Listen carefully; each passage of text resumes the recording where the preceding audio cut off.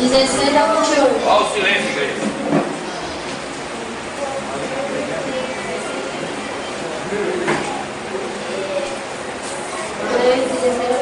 3, capítulo 3, 16 a 28.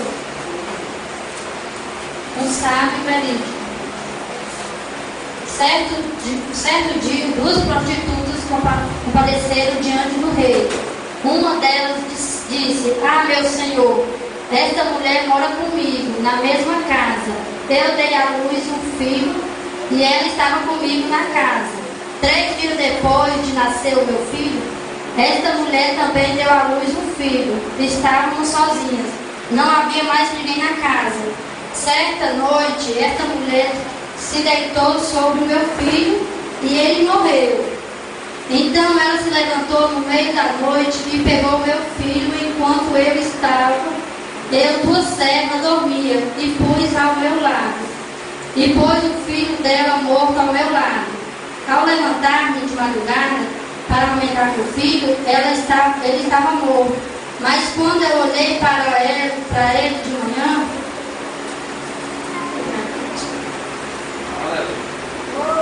vi que não era o meu filho que dera à luz. A outra mulher disse: Não, o que estava vivo é o meu filho. O morto é seu. Mas a primeira insistia: Não, o morto é seu. O vivo é meu. Assim elas discutiram o dia do rei. O rei disse: Esta filha, o meu filho, está vivo e o seu filho está morto. Enquanto aquela disse: Não, seu filho está morto e o meu está vivo. Então o rei ordenou: Traga-me uma espada. Trouxeram-lhe, ele ordenou: Corte a criança viva ao meio e dê a metade a uma e outra metade a outra. A mãe do seu filho que estava vivo, movida pela compaixão materna, clamou: Por favor, meu senhor, dê a criança viva a ela, não a metade. E a outra, porém, disse: Não será nem minha nem sua, corte-a ao meio. Então o rei deu o seu verídico: Não matem a criança, dê a primeira mulher, ela é a mãe. Quando todo Israel ouviu o verídico do rei, passou a repetir profundamente, pois viu que a sabedoria de Deus estava nele para fazer a justiça. Amém.